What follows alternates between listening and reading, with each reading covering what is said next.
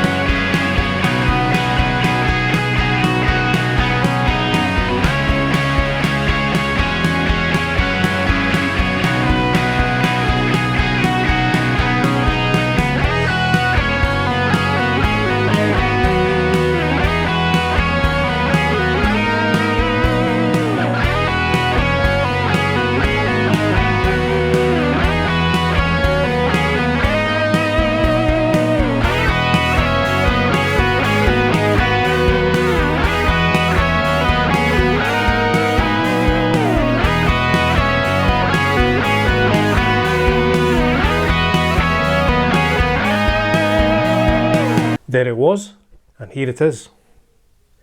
The Fender J Mascis Telecaster. Now I will say something, I'm a huge fan of Dinosaur Jr. and J Mascis, but I cannot play like J, so I'm reviewing this guitar from the point of view of somebody who just wants to buy a guitar with these specs, the pickups, etc., and just use it in a general manner. I'm not trying to be J Mascis in this video. So let's look at the specs. So it's an Alder body, solid Alder body, not too heavy, weighs about 7.5 pounds.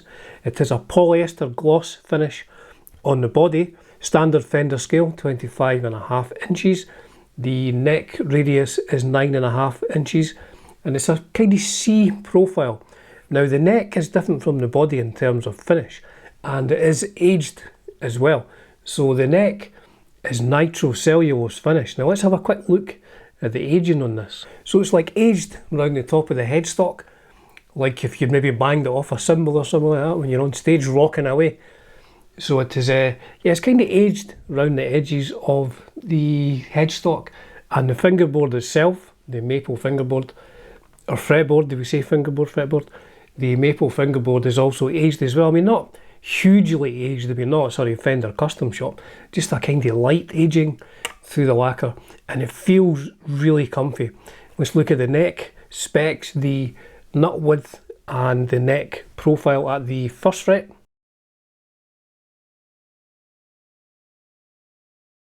And the neck profile at the 12th fret. So not a massive Gibson 50s profile neck, but it's certainly more substantial than the Squier J Mascis Jazzmaster, which I have. It's comfy, and it feels really good with this aging, I have to say. Now the pickups, this guitar is based on Jay's 1958 Telecaster, and the pickups are based on the pickups that he has in that. As an aside, I think the first time I saw him playing this would have been 1992 on MTV 120 Minutes doing Get Me.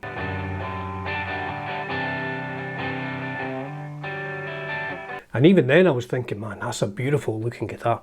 So the pickups are based on his 1958 guitar, which incidentally is a top loader. So it's a top loading, there's no holes in the back. So 58 style pickups. Let's have a quick listen to some of the pickup sounds.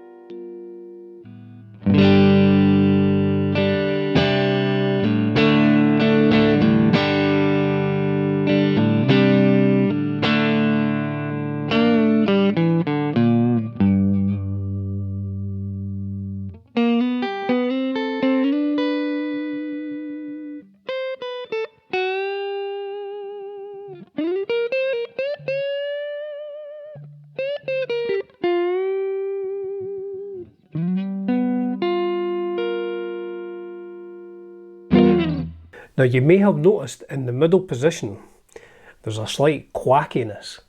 The middle position is out of phase now. I think the jury's out on this. I'm not convinced by the out of phase sound in Telecaster pickups normally, and I'm not convinced on this one. I think I may reevaluate how this is wired and maybe put it back into normal configuration of wiring, because it is super quacky. It sounds good. What sounds better when you have a lot of overdrives. So in this particular sound, I'm just whittling away, so you know, my apologies in advance there. I'm just whittling away with much more overdrive. And I think it sounds pretty good on that, in that setting, you know, with more overdrive. So let's listen to some solos and overdrive.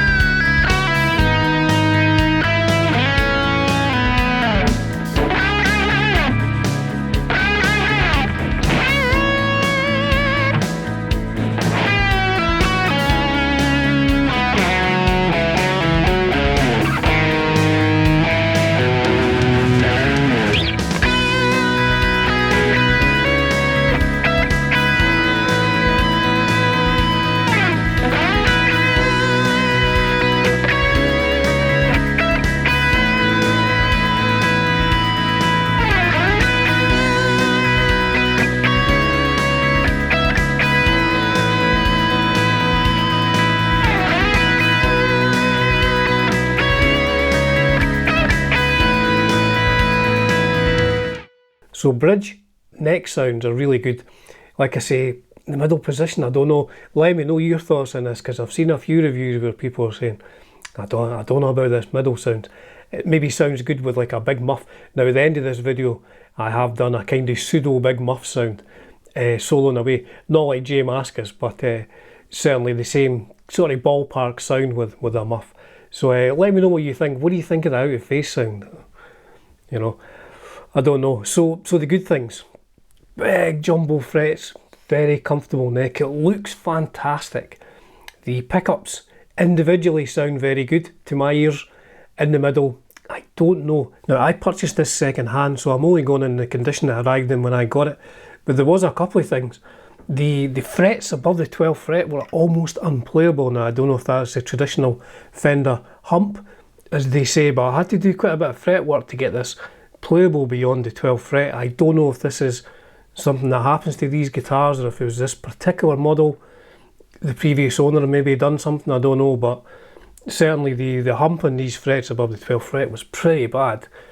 They're a bad thing. Like I say, the jury's out on the out of phase middle position on the pickups. I don't know about that. My neighbour's getting some work done, so this is going on through the whole video. I'll stop it for a second. And we're back. Now something else about this particular model, the nut, see right on the corner of the nut there, that was so sharp, it was almost like I was cutting my fingers on it. So I had to file that down a little bit. And the last thing, I don't know if you'll be able to hear this, maybe pick up on my mic, when you do this, hear that ringing? I didn't know what it was when my friend Mike was round, and he knows about guitars, but it seems to be the nut isn't cut right and the strings are kind of vibrating in the nut. You know? But when you hold the strings behind the nut, when you dampen the strings behind the nut, it doesn't do it.